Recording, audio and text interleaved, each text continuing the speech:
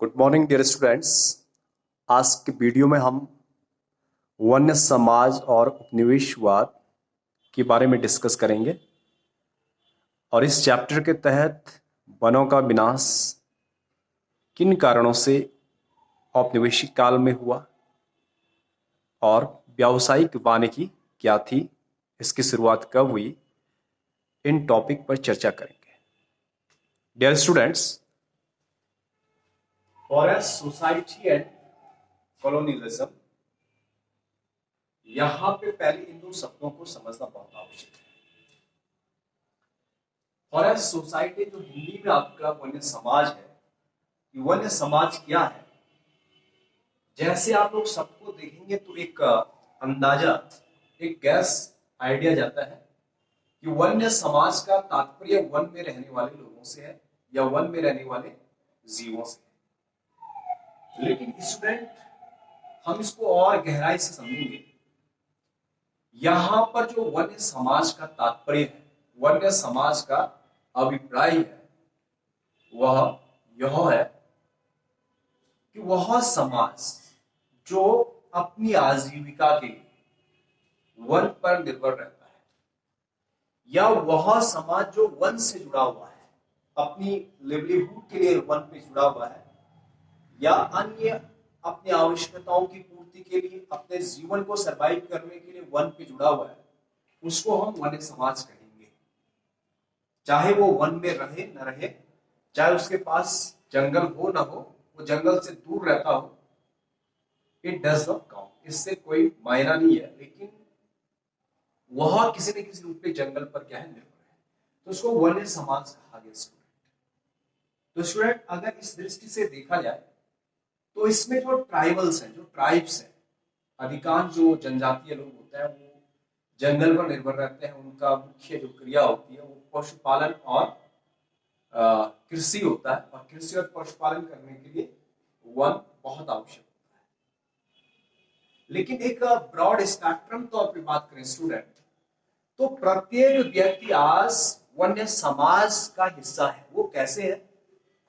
Last video में मैंने कहा था, ये बोर्ड है, ये बिल्डिंग्स है, इसके जो फर्नीचर्स है अंदर जो बैठने के लिए, या इसके लगे हुए जो दरवाजे हैं, ये सब कुछ जंगल से प्राप्त हुआ है।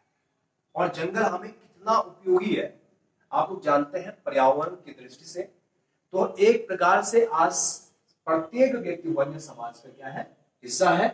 लेकिन बहुत गहराई से और स्पष्ट रूप से बात करें तो वे लोग जो वन से संबंधित कारोबार में जुड़े हुए हैं या अपने आजीविका के लिए वन के ऊपर निर्भर होते हैं। स्टूडेंट, ये समझ में आ गया आपका। और दूसरा था उपनिवेशवाद या कॉलोनियलिज्म, यानी कि आप लोगों ने पहले भी पढ़ा, जब कोई देश किसी देश का आर्थिक, राजनीतिक, सामाजिक शोषण करता है, उस पर अपना आधिपत्य स्थापित करता है, तो उसको क्या कहते हैं, उपनिवेशवाद कहते हैं। जो देश जिस पर वो किया गया उसको उपनिवेश कहते हैं, वो कॉलोनी बन जाता है उस देश का। जैसे हम भी ब्रिटेन के कॉलोनी हुआ करते थे। जब कोई कंट्री किसी को सब्जुगेट करता है पॉलिटिकली, इकोनॉमिकली और सोशली, तो वह उपनिवेशवाद कहलाता है। अब स्टूडेंट, इन दोनों का रिलेशन क्या है?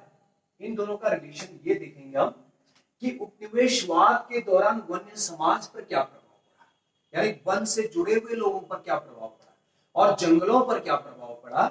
इस लेसन में हम अब इसको डिस्कस करने वाले हैं। सबसे पहले देखेंगे स्टूडेंट, उपनिवेशवाद के दौरान भारत में वनों का विनाश हुआ। डिफॉरेस्टेशन, पहली हेडिंग आपको देखने को मिल रही है, मैं जूम इन करके दिखा रहा हूं आपको। यह डिफॉरेस्टेशन क्यों हुआ, इसका कारण क्या था, इसको हम डिस्कस करेंगे कि वनों का विनाश क्यों हुआ, डिफॉरेस्टेशन हुआ क्यों उपनिवेशवाद के दौरान। हालांकि आज भी एक समस्या है, लेकिन आज कानून है कि हम पेड़ को नहीं काट सकते। तो क्या उस समय कानून नहीं थे? इसी को हम डिस्कस करेंगे। सबसे पहला जो कारण है जमीन की बेहतरी करने की। जमीन की बेहतरी करने का तात्पर्य यह है कि ये लोग जमीन को जो है कृषि योग्य बनाना चाहते थे।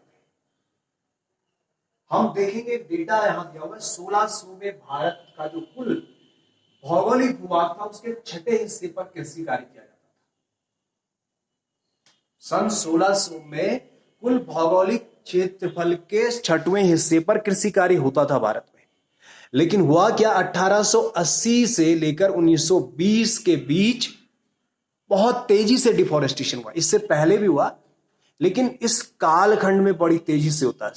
67 लाख हेक्टेयर जो जमीन थी, जंगल था, वो कट गया और बढ़त हो गया। किसमें बढ़त हो गया? कृषि योग्य भूमि में। यानी कि इतने जंगल को काटकर कृषि योग्य भूमि बना दिया गया। तो इस तरीके से बड़ा रैपिड डिफोरेस्टेशन होता था।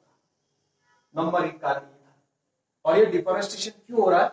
कृषि योग्य भूमि को बढ़ाने के लिए। कृषि योग्य भूमि क्यों बढ़ाई जा रही है? लगातार पॉपुलेशन की आवृत्ति हमारी बढ़ रही है। दूसरा था पटरी पर स्लीपर। सबसे पहले देखेंगे स्लीपर क्या है। पटरी आप लोगों ने देखा होगा, जो रेल की पटरी होती है, 2-3 कैटेगरी में होता है। मीटर गॉज हो गया, तो कुछ संकरी होती है, कुछ ज्यादा चौड़ी होती है। तो उस पटरी पर स्लीपर को बिछाने के लिए, और ये स्लीपर क्या है? ये स्लीपर लकड़ी के टुकड़े होते थे। ये लकड़ी के क्या होते थे? टुकड़े या लकड़ी के तख्ते टाइप के होते थे।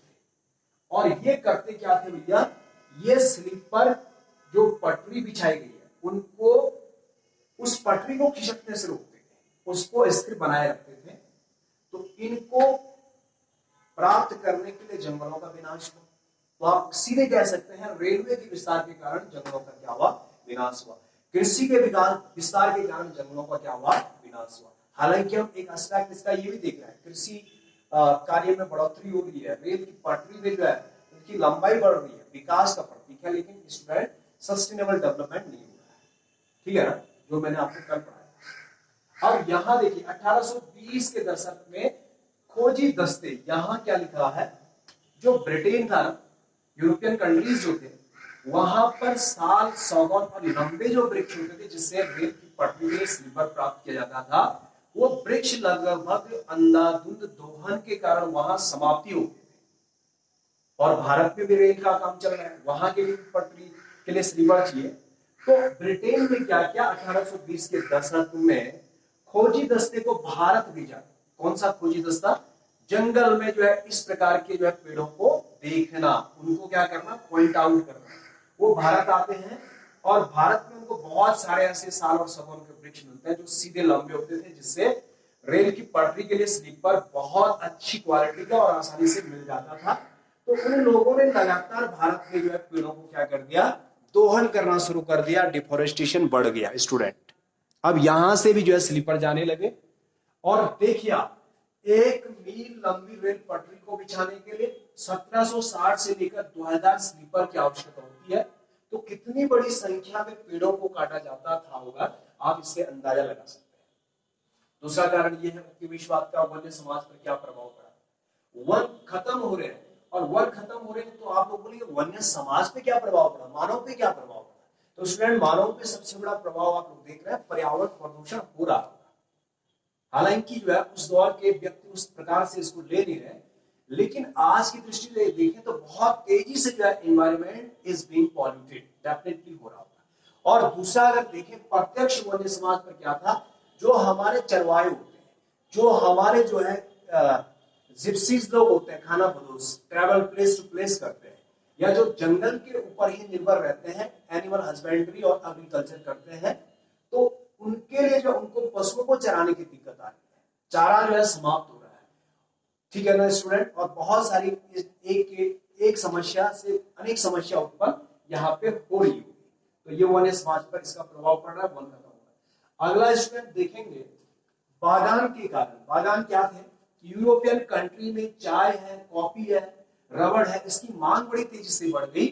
तो फिर क्या हुआ कि ब्रिटेन ने अपने अपने उपनिवेश में पेड़ों को काटकर वहां बागान बनाना शुरू कर दिया, और इससे डिफोरेस्टेशन हो गया। और इससे भी जो जंगल में अपने चरवाहे जाते थे, उन पर डायरेक्टली इंपैक्ट पड़ा। जो जंगल से जुड़े हुए लोग थे, कारोबार जंगल पे था, उन पर डायरेक्टली इंपैक्ट पड़ा। तो यहां पर देखा आपने उपनिवेशवाद में वन समाप्त हुआ, और वन समाप्त होने पर जो वन से जुड़े हुए लोग हैं उन पर कैसा इंपैक्ट पड़ रहा है इसमें। अब यहां देखेंगे स्टूडेंट, अगला है व्यावसायिक वानिकी की शुरुआत। अब हुआ क्या, 1860 के दशक में आते आते जंगलों का लगभग बहुत तेजी से विनाश हो गया। और अब इस विनाश को रोकने के सरकार ने जो है आखिरकार सोच लिया। और एक जर्मन विशेषज्ञ था, वो जर्मन विशेषज्ञ वन से संबंध था, उसका नाम था डाइट्रिच बेंड्रिस। इसको ब्रिटेन ने 1864 में बुला लिया, 1864 में बुला करके, और भारत में इसको पहला वन महानिदेशक बनाया। तो इस प्रकार से हम जानते हैं, और हमें एक महत्वपूर्ण जानकारी प्राप्त हुई कि पहली बार जो आज फॉरेस्ट डिपार्टमेंट है, बहुत बड़े पैमाने पर ये फैला हुआ है, पूरे देश के अंदर फैला हुआ है, इसका शुरुआत जो 1864 से होता है। पहला जो है महानिदेशक वन महानिदेशक जर्मन का था, डाइट्रिच बेंड्रिस था। अब इसको जो है जंगल से संबंधित कानून को जो है बनाने के लिए लाया गया, क्योंकि अब यहाँ लगातार जंगल कट रहे थे, वन्य समाज इससे जो है लगातार प्रभावित हो रहा था, वो विरोध कर रहा था सरकार का, क्योंकि उनको जंगल नहीं मिल रहा था अपने एनिमल्स को ग्रासिंग करने का, उनको चारा प्राप्त करने के लिए नहीं मिल रहा था। तो स्टूडेंट, इन दोनों में जो है कॉन्फ्लिक्ट होने लगा, गवर्नमेंट में और किसमें, जो हमारा वन्य समाज है, जो वन पर जुड़े हुए प्रत्यक्ष लोग थे। तो अब यहाँ पर जो है एक वन सेवा का जो आरंभ किया गया, वन सेवा, और पहला महानिदेशक बन गया आपका डाइट्रिच बेंड्रिस।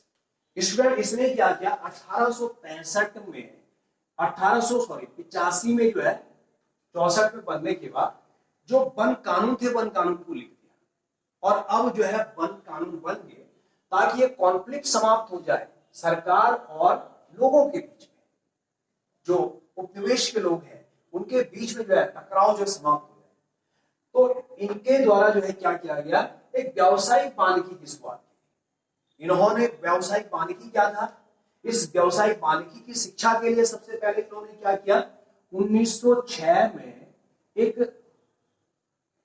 फॉरेस्ट इंपीरियल इंस्टीट्यूट या फॉरेस्ट इंपीरियल रिसर्च इंस्टीट्यूट की शुरुआत की जाती है देहरादून में 1906 में स्टूडेंट, जिसको वर्तमान समय में हम क्या कहते हैं, इंपीरियल फॉरेस्ट रिसर्च इंस्टीट्यूट। और इसको वर्तमान समय में आप लोगों ने देहरादून में सुना होगा फॉरेस्ट रिसर्च इंस्टीट्यूट, FRI का नाम सुना होगा, हालांकि हमने अभी इसका नाम बदल दिया, FRI है। ये इंपीरियल फॉरेस्ट रिसर्च इंस्टीट्यूट था पहले, इंपीरियल फॉरेस्ट रिसर्च इंस्टीट्यूट। तो आपने जाना इंपीरियल फॉरेस्ट रिसर्च इंस्टीट्यूट की स्थापना 1906 में हुई, और वर्तमान में इसका नाम क्या, FRI। हालांकि इसका कार्य प्रणाली में बहुत बड़ा चेंजेज है तब और अब में। तब इसका आरंभ किसने किया था, अंग्रेजों ने व्यावसायिक वानिकी की शिक्षा देने के लिए। व्यावसायिक वानिकी क्या था कि यहाँ वैज्ञानिक जो प्रयोग हुआ है, इसका तात्पर्य यह था कि वन विभाग की उपस्थिति में पुराने पेड़ों को काटकर नए पेड़ों को। अब यहाँ स्टूडेंट, आज हमारा FRI कहता है जो कार्य IFRI करता था, ये बिल्कुल भी वैज्ञानिक नहीं था। क्यों नहीं था, क्योंकि वो विभिन्न प्रजाति के पेड़ों को काटकर अपने पर्पस के लिए सीधे खड़े लंबे पेड़ों को लगा रहे, तो इससे पर्यावरण को बहुत बड़ा नुकसान हो रहा था। ये कहीं भी व्यवसायिक वानिकी था नहीं। आज के परिप्रेक्ष्य में बात करो, उस दौर में लोगों ने इसको व्यवसायिक वानिकी माना था। तो स्टूडेंट, ये बनने से जो 3 प्रकार के जंगल में कैटेगराइज हुए, आरक्षित, सुरक्षित और ग्रामीण। अब जो ग्रामीण लोग थे, सरकार ने जो है उनको बिल्कुल दरकिनार कर दिया कुछ जंगलों से। वो आरक्षित वन से कुछ भी नहीं प्राप्त कर सकते थे। पशुओं की आवाजाही, चरवाहा समुदाय पर बिल्कुल प्रतिबंध लग गया। केवल लकड़ी को प्राप्त कर सकते थे वो सुरक्षित या ग्रामीण वन से। तो यहां पर भी आप लोग देख रहे हैं, जो उन्होंने हमारे ऊपर राज किया, उन्होंने थोड़ा चालाकी कर दिया था जब कॉन्फ्लिक्ट होने लगा सरकार और हमारे लोगों के बीच में। तो स्टूडेंट, फॉरेस्ट रिसर्च इंस्टीट्यूट की स्थापना 1906 में है, तब इसका नाम इंपीरियल फॉरेस्ट रिसर्च इंस्टीट्यूट था। व्यावसायिक वानिकी की शुरुआत के लिए हुआ, लेकिन आज के दौर में हम देखते हैं ये व्यावसायिक वानिकी बिल्कुल भी नहीं था, बिल्कुल पर्यावरण के लिए हानिकारक था। केवल और केवल अंग्रेज अपने पर्पस के लिए जो सीधी लकड़ी चाहिए थे उनको प्राप्त करने के लिए ये यहां पर क्या कर रहे थे, एजुकेशन दे रहे थे, शिक्षा दे रहे थे कि पुराने पेड़ों को काटा जाए, विभिन्न प्रजाति के पेड़ों को काटा जाए, उपयोगी सीधे पेड़ों को लगाया जाए।